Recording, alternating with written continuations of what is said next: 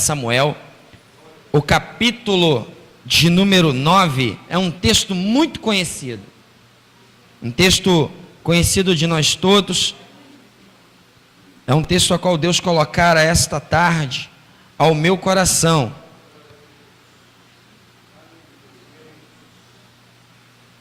Segundo o livro do profeta Samuel, capítulo de número 9. Eu trago não somente um abraço do meu pastor, mas também da minha esposa, porque lá na nossa congregação tem um ministério de coreografia. Minha filha tem 7 anos, aí tem um ministério maior um pouquinho, de uns 10 anos, e um ministério de 6, 7 anos e 5 anos. E hoje ela está dançando lá na igreja, mas graças a Deus hoje tem a tecnologia, né? Então eu não vou estar lá para ver ela dançar, mas a minha esposa vai filmar tudinho. Quando eu chegar em casa eu vejo e dou glória a Deus com ela. Amém? Segundo o livro do profeta Samuel, capítulo de número 9, o versículo de número 1 diz assim: E disse Davi: ainda há alguém que ficasse da casa de Saul, para que ele faça bem por amor de Jonatas?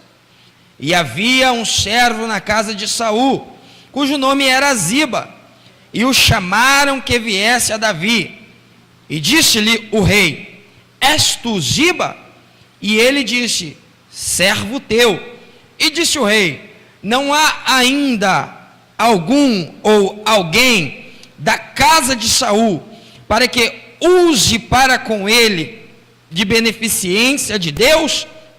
Então disse Ziba ao rei: há um filho de Jonatas, aleijado de ambos os pés. E disse-lhe o rei: onde está? E disse Ziba ao rei: eis que está em casa de Maquir, filho de Amiel, em Lodebar. Então mandou o rei Davi, e o tomou da casa de Maquir, filho de Amiel, de Lodebar. Podemos assentar no nome de Jesus?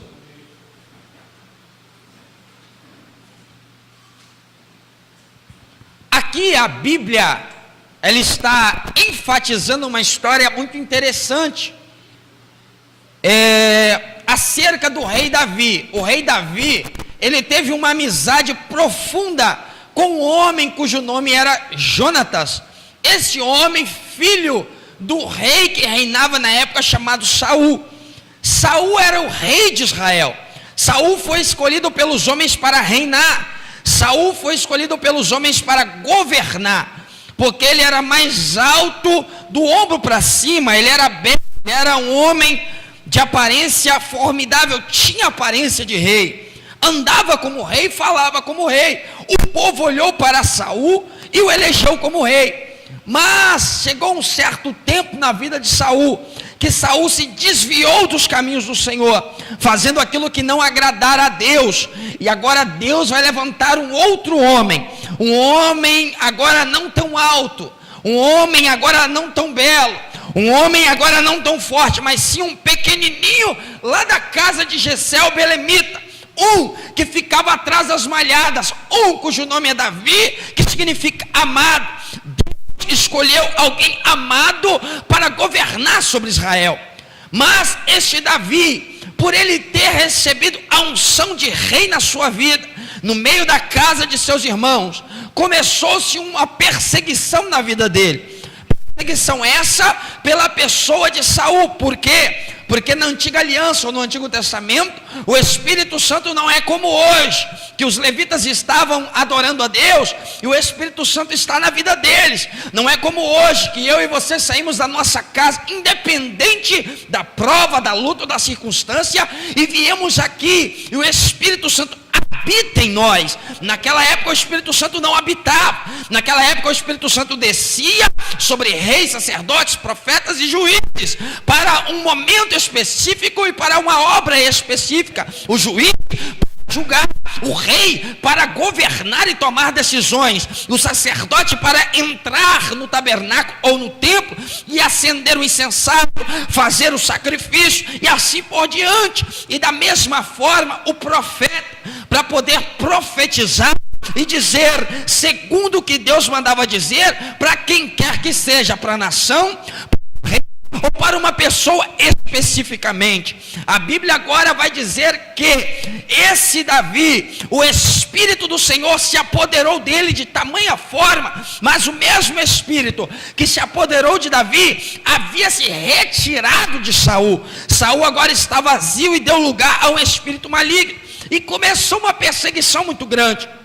Mas em meio a essa perseguição, ele conhece Jonatas, e ele, conhecendo Jonatas, eles se amam como irmãos verdadeiros, eles se amam como nós nos amamos em Cristo, e uma amizade sincera brota desse conhecimento entre os dois, uma amizade tão grande e que Jonatas, ele sabia que Deus havia escolhido Davi para reinar, apesar de o seu pai Saul, se o seu pai Saul deixasse o trono, o próximo rei seria Jonatas, mas ele não estava de olho no reinado, não estava de olho no trono. Ele entendeu que quando Deus escolhe alguém, mesmo que se a capa não venha para ele, o que importa é fazer a vontade de Deus. E agora uma coisa interessante é que a amizade é tamanha que surge uma aliança essa que no momento de perseguição, um faz com o outro dizendo: olha,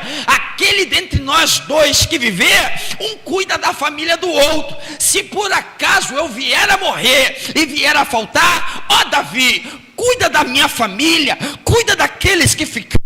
Ali Davi faz com ele uma aliança sincera, uma aliança a qual Davi cuidaria da família de Jonatas, e a qual Jonatas cuidaria da família de Davi. Mas o interessante é que este mesmo Jonatas, ele tem um filho, e o nome desse filho é Mefibosete. E Mefibosete, no original hebraico, significa nascido para destruição, ou nascido vergonha destruidora. E eu comecei a me perguntar, mas por que um pai, ao pegar um filho, passou no colo, vai colocar um nome tão terrível no filho, ainda mais um filho de um príncipe e neto de um rei? Mas ali o Senhor me revelou, eu lendo a Bíblia Sagrada, o Senhor me mostrou que um certo dia, uma mulher israelita chamada Noemi, ela quando saía com Ruth, amargurada porque o seu marido morreu, Elimeleque, porque o seu filho Malom e o seu filho Quilion morreram,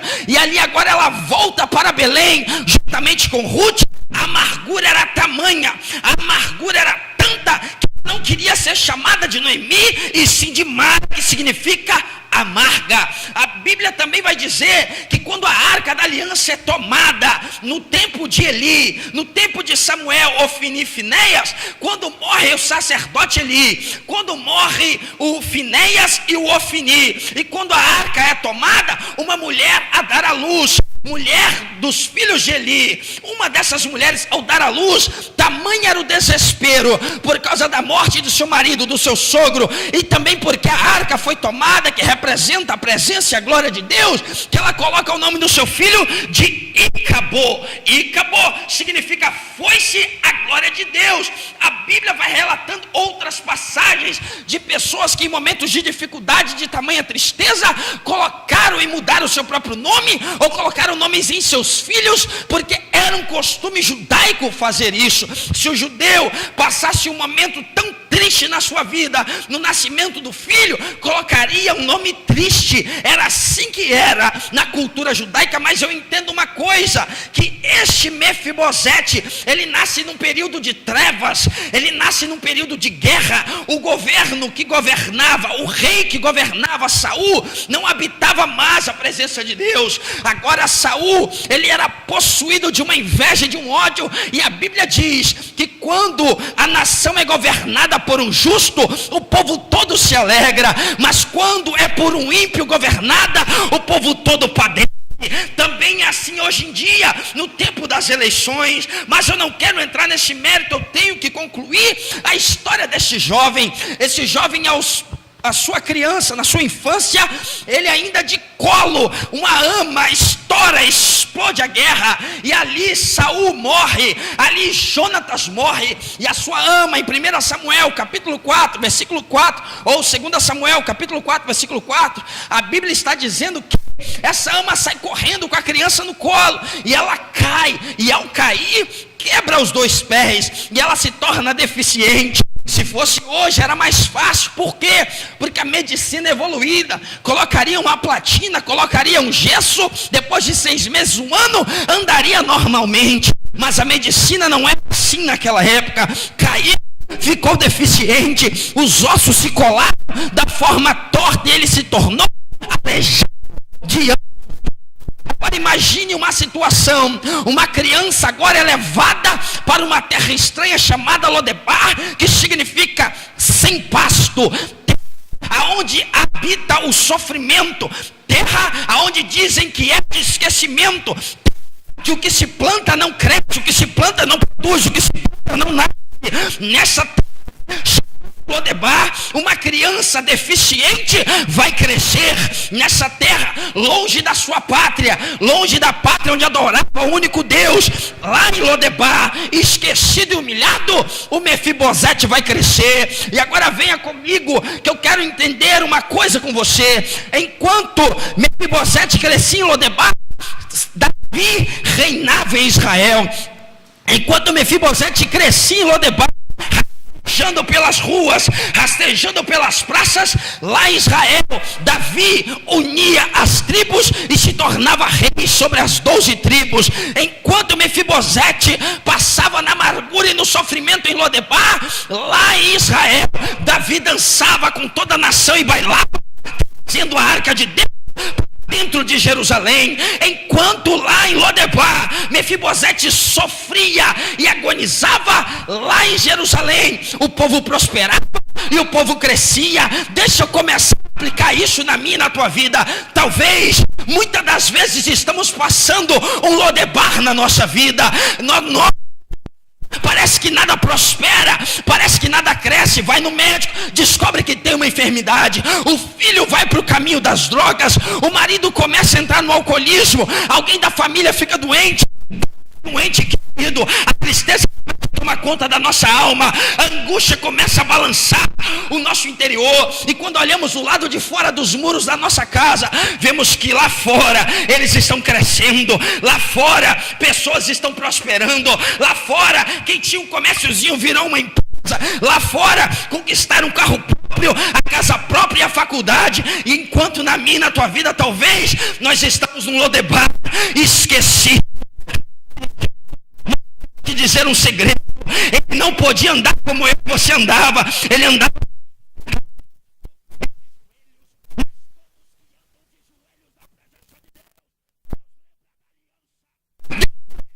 um projeto que tem na vida deles. Deus me trouxe aqui para um motivo: te dizer, não importa qual é o Lodebar da tua vida,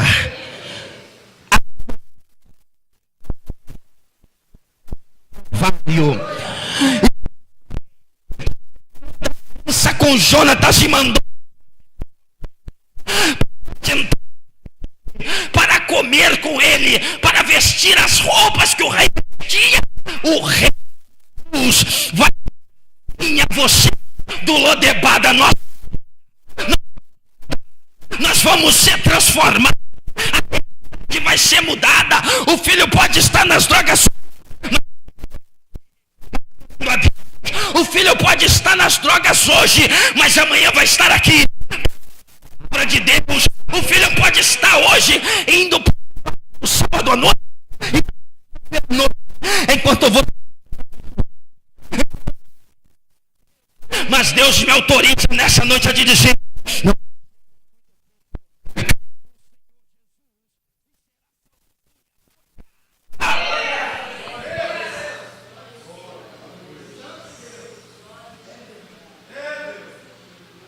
Mas tem uma coisa: lá em Lodebar, Deus sustentava Mefibosete. Me prova. Davi fala: Ziba, vai chamar ele. Agora imagina a frustração: neto de rei, filho de príncipe, aleijado e esquecido em Lodebar. Um belo dia a carruagem real chega e chama ele. Só que ele não vem sozinho. Ele vem com um filho chamado Mica. E se ele tem um filho, ele teve uma espada no meio da vida dele.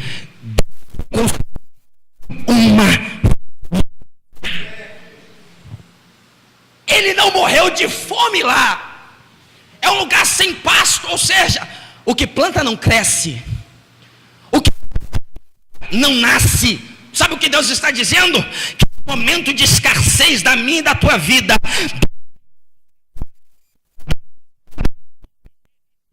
ficado. Eu me lembro de Nabote. Nabote, ele tinha uma vinha. A vinha era tão bela que alcançou o olhar de um rei. Eu imagino Acabe olhando da janela, ou olhando talvez da porta do seu palácio, e ele olhava e contemplava: que vinha bonita, que vinha linda, que vinha maravilhosa. Olha como eu quero essa vinha. Mas para que você quer, Acabe? Eu quero essa vinha para acabar com ela e transformar ela uma horta. Eu quero destruir a vinha. A vinha produzia vinho, a vinha produzia uva, matéria-prima de fazer o vinho. O vinho era um grande comércio em Israel. Nabote recebeu a herança dos seus pais. A herança de seus pais era a sua vinha. Mas a Bíblia diz que tinha alguém de olho na sua vinha. Tem alguém de olho na minha e na tua vinha. O que é a nossa vinha? Se a vinha é herança, a Bíblia diz que os nossos filhos são herança. Alguém de olho nos nossos filhos, de olho no meu casamento, no meu e nos teus bens. É o irmão do lado? Não, é na tua, no meu e nos teus filhos.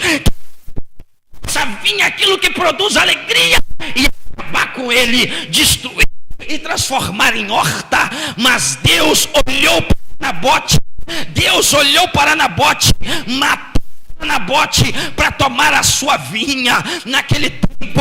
Mas Deus, Nabote, mandou Elias para julgar. O que é isso, pregador? Que minha sua família seja destruída,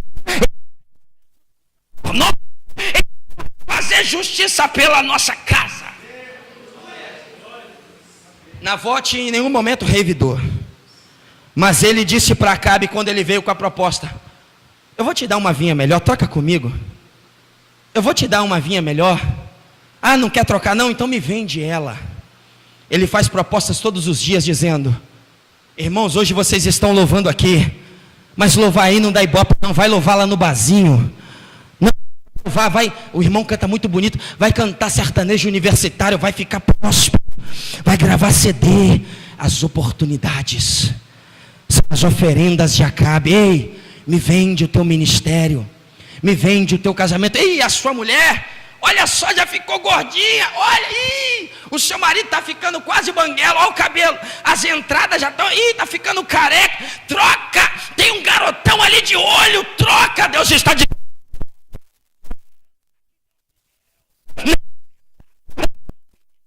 porque foi Deus que te confiou. E Mefibosete lá. Mas quando ele apresenta diante do rei, como é que ele vem? Ele diante do rei Davi. Quando Deus nos chama, Ele nos chama para nos prostrarmos e humilharmos diante dEle. A Bíblia diz que quando nos humilhamos debaixo das potentes mãos de Deus, ao santo Ele nos exaltará. Continua se humilhando na madrugada, continua se humilhando,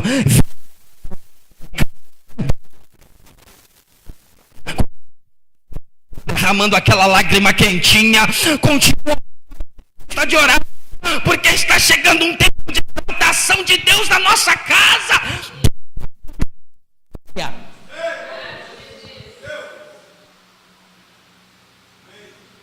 Há 7 anos atrás, eu me encontrava em um vício. Eu era viciado em crack. Você já viu o que é um viciado em crack, irmão? Você já viu na televisão? Eu fiquei viciado em crack. 5 anos. Aí a minha esposa, sabe o que ela fez? Ela fumava 2 maços de Hilton Longo por dia. Ela usava um shortinho, eu acho que era uma calcinha aquele negócio, era um negócio, sabe aquela de que vai para o baile funk? Era daquele mesmo, aquele. Rapaz, você precisa de ver que coisa. Era um pé de guerra lá em casa, quando pegava para brigar, e eu viciado. Comecei fumando cigarro, fumei maconha, cheirei cocaína, fumei crack. Fundo do poço. Aí ela falou assim: eu vou tomar uma atitude. Eu vou marido. Ela botava o louvor e eu queria usar droga em casa. E aí ela botava o louvor, eu tirava e botava Racionais, eu tirava e botava pagode, eu tirava e botava funk. Ela botava o louvor, eu tirava. Eu chegava do trabalho e dava para ela o meu dinheiro, eu trabalhava no restaurante. Aí quando eu dava o dinheiro para ela da semana, ela enfiava dentro do travesseiro. Eu procurava, sabia que estava lá. Eu vinha de mansinho. Aí eu abraçava dormindo, arrancava o travesseiro, tirava o dinheiro e gastava tudo. No outro dia, por cima do muro, morava do lado da casa da minha mãe tinha que dar o prato de comida para a gente almoçar e o prato de comida para a gente jantar. Eu estava escravo do vício. Para a sociedade não tinha mais jeito, para a minha família não tinha mais jeito, a esperança acabou, mas a minha esposa e a minha mãe falaram: eu casa de Deus. Entraram em uma igreja, o pastor revelou a foto 3x4 e falou assim: esse menino vai ser um pregador, vai pregar em todo tipo de igreja, vai pregar em tudo quanto é lugar, até na madrugada Deus vai levar ele para pregar, esse menino vai ser um pregador. Aí ela vinha contar para mim, que Deus revelou aqui, Deus revelou, e eu no Lodebar, com as pernas quebradas, mas ela não desistiu de mim. A igreja veio na rua da minha casa. Para mim passar para o trabalho, eu tinha que passar em frente à igreja. Eu trabalhava à noite, eu falei: eu não vou na igreja. Tanto que eu ficava irado, porque esse negócio de ir para a igreja, que a igreja saiu de lá da esquina e veio do lado da kitnet que eu morava, parede com parede. Sabe o que é isso? Da igreja para minha casa só tinha uma parede dividindo. O culto que acontecia lá eu via dentro de casa. O banheiro da minha casa era do lado do púlpito da igreja, aonde se pregava. E eu me drogava no banheiro. E enquanto eu me drogava lá dentro, o pastor pregava dizendo: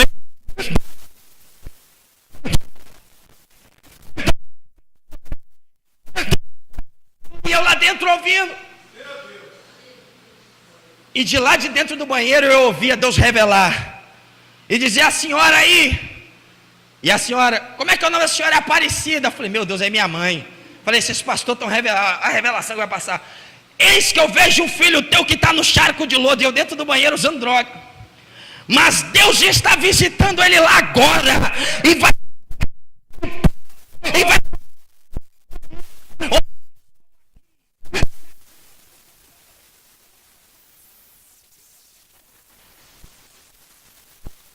Dizendo que Deus. E o mesmo pastor da fotinha foi o mesmo pastor que me levou ao diaconado, que me consagrou evangelista e derramou o óleo na minha cabeça e disse assim: da madrugada, eu fiz o evangelismo na madrugada por muito tempo, quase 1 ano, e todas as promessas de Deus têm se cumprido na minha vida. Por quê? Porque Deus olhou para o Lodebar da minha vida e Lodebar da tua casa e da tua família. Eu não sei qual é a pessoa no meio da tua família que as lágrimas têm descido no teu rosto, mas eu que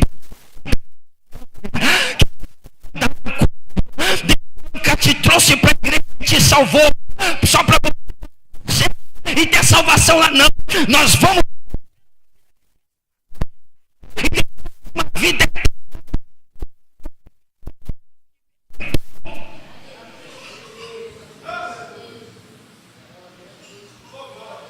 Ele ele chega cheio de trauma e diz assim: quem é esse cão morto? O rei atentar para ele. Tanto sofrimento faz que entre em nós um complexo de... O meu cabelo é feio demais, o meu rosto é feio demais, o meu corpo é feio demais. Eu falar lá na frente, eu não posso. Eu louvar lá com os irmãos, que nem o irmão deu testemunho do relógio de R$6, eu não posso louvar, não posso. A minha voz é feia demais, não posso adorar. Complexo de inferioridade. Mas o rei...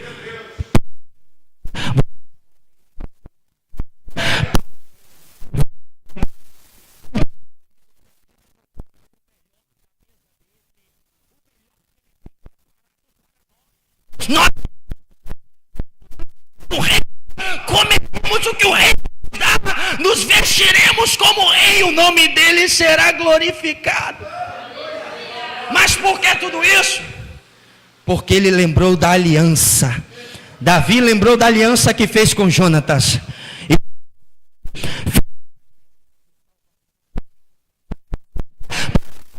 João capítulo o mundo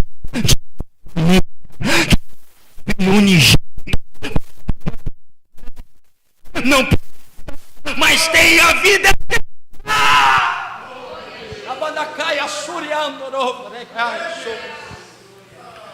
sobre os teus pés. Eu quero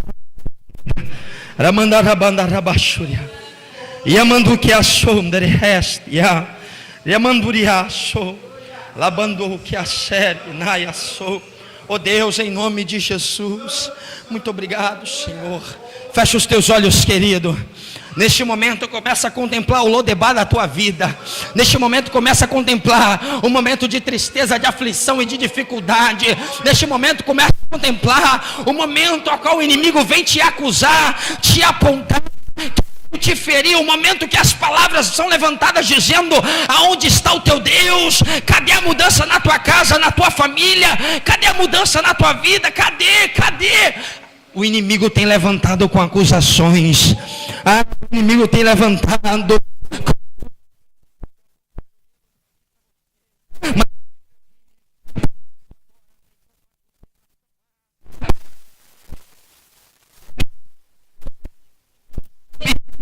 Ele nos justificou.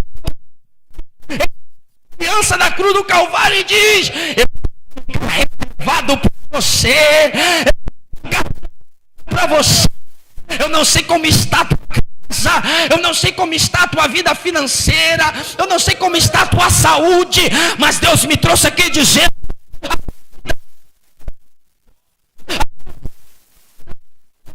a tua família, porque é fiel para cumpri-la até o dia da sua vinda. Olhe para mim.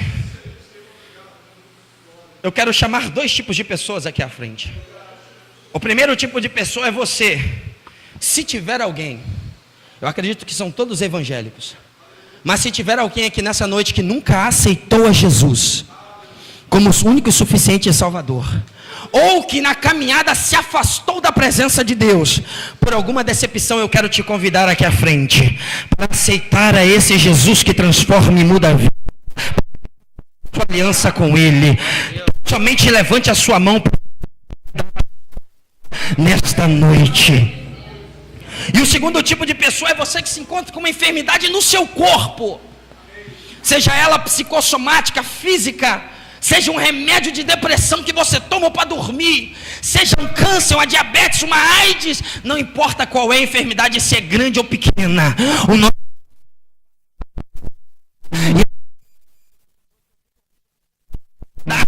ou deixou alguém enfermo no teu lar, dê um passo aqui à frente, eu quero orar pela tua vida.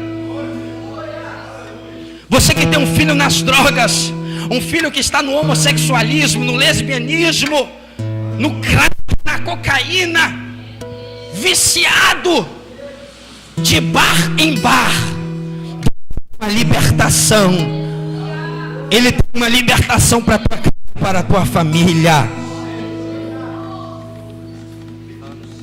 Vem aqui à frente.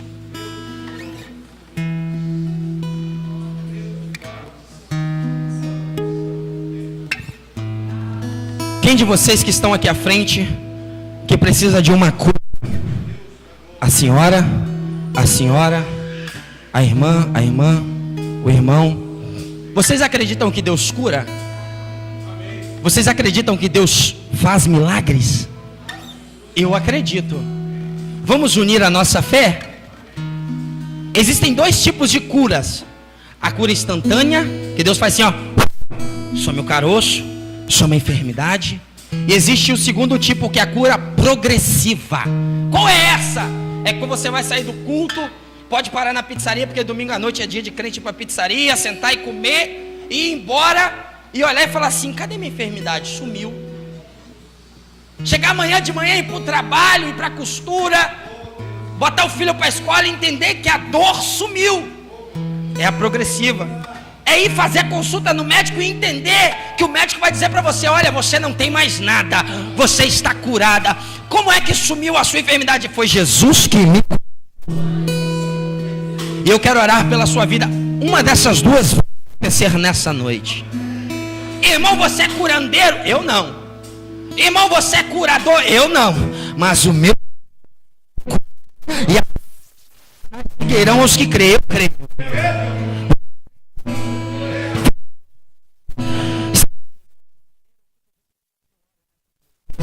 É porque se encontram enfermos. Ó Deus, existem a enfermidade que é passada pelos genes, como a diabetes é passada. Mas existe também aquela enfermidade da alma, Senhor, a enfermidade psicossomática, a enfermidade na mente, que causa a depressão, que causa a obesidade, que causa, Senhor, problemas cardíacos, vasculares. Existe também, Senhor, o espírito de enfermidade maligna, por causa de uma obra de feitiçaria, de bruxaria, por causa de uma palavra de maldição que foi lançada, por causa de uma brecha aberta. Deus amado, não me importa qual tipo de enfermidade é, o que importa é que o Senhor é Deus poderoso, e tuas pisaduras nós fomos sarados. Neste momento, com a tua virtude na vida das pessoas agora, começa a tocar no íntimo do coração da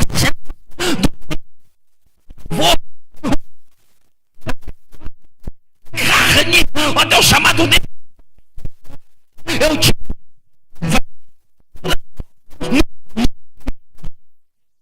diga comigo, vocês que estão enfermos, assim: Senhor, né?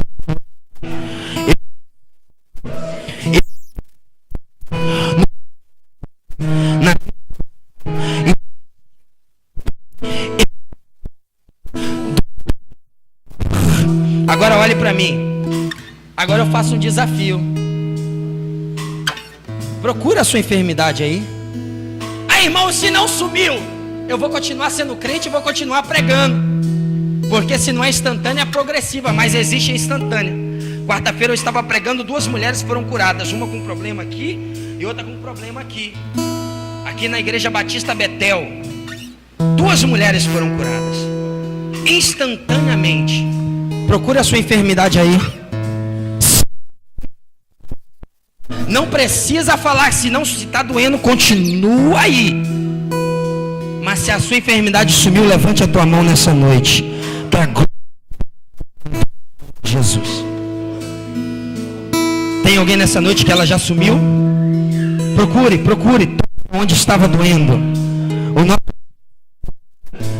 O Espírito Santo da verdade, o Espírito Santo, Deus Todo-Poderoso,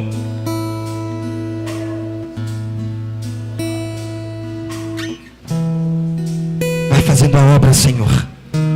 Agora, filho nas drogas, que está fora da igreja, levante a sua mão comigo assim.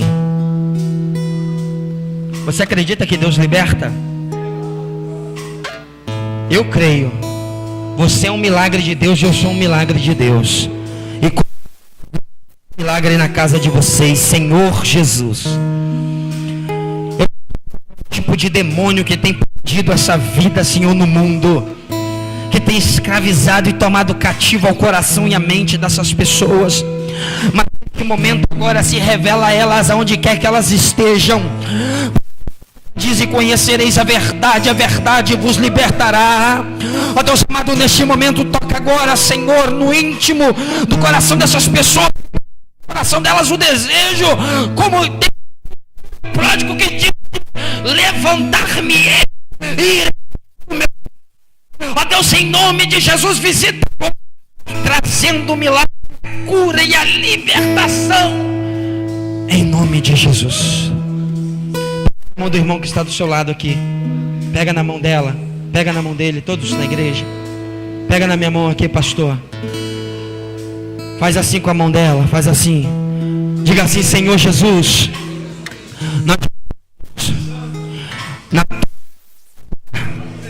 nesta noite,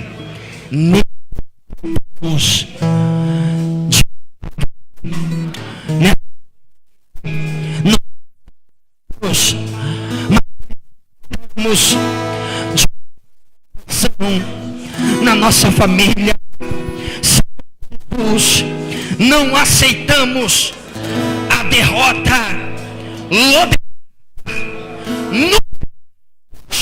O nosso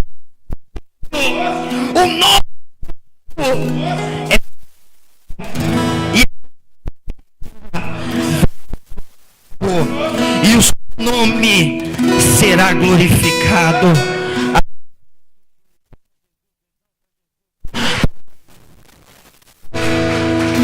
Podemos assentar.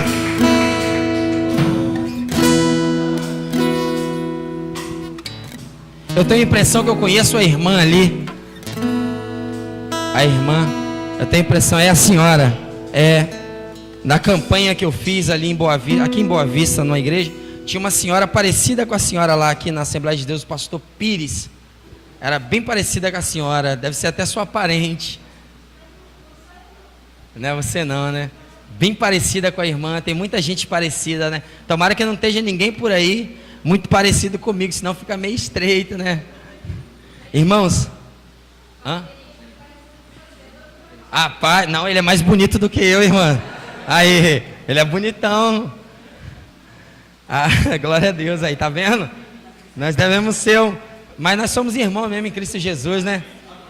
Queridos, eu quero devolver o microfone para o vosso pastor, agradecer pela essa rica oportunidade. Eu trouxe um material, é um DVD gravado lá na nossa igreja, pastor, um DVD de pregação. Nesse DVD aqui, eu sempre conto esse testemunho, aqui nesse DVD vocês vão ver quem adquirir.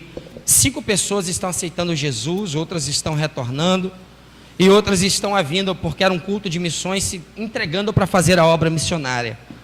E tem uma peça de teatro aqui também nesse DVD, foi gravada. Aqui atrás tem a foto da minha linda esposa, ela está aqui atrás, ela não pôde vir hoje. A minha esposa não louva nesse DVD, no próximo agora que eu vou fazer ela vai louvar. E foi gravado ali em Terra Vermelha, na nossa congregação. Agora em maio estaremos gravando o segundo em outra congregação, e custa somente R$10. O primeiro dia que eu fui apresentar esse DVD numa igreja, que fui pregar Assembleia de Deus Nova Unção, e quando eu fui lá, uma moça falou assim: o tema é restauração. Eu conto um pedacinho só do meu testemunho nele. É um culto de missões, uma palavra forte. E aqui nesse DVD, a moça comprou e falou assim: eu vou dar de presente para minha mãe, que ela é... A minha mãe não é crente e a minha irmã é afastada. Foi isso. A minha irmã não é crente e a minha irmã é afastada. E aí o que acontece? Ela falou assim: eu vou dar para ela, vou comprar e vou dar para ela de presente, que eu acredito que ela vai ver e vai aceitar Jesus. Aí eu tinha feito uma campanha no monte de oração, pastor, na gravação, falando assim que o que importa não é eu ganhar os R$10 do DVD, porque esses R$10 aqui, R$1 é dízimo, R$4 é para gravar outro, e R$5 é para minha casa, onde eu compro danoninho para minha filha, uma sandalinha para ela, um vestidinho e roupa de mulher é caro, viu, irmão? Vou te contar, você compra uma gravata por R$30, mas vai comprar um vestido, irmã, é cento e lá vai bordoada para cima. Ter 2 mulheres em casa, uma de 7 anos e uma de 23, não é mole não, mas é um motivo, é uma coisa que Deus tem nos dado para abençoar o nosso ministério.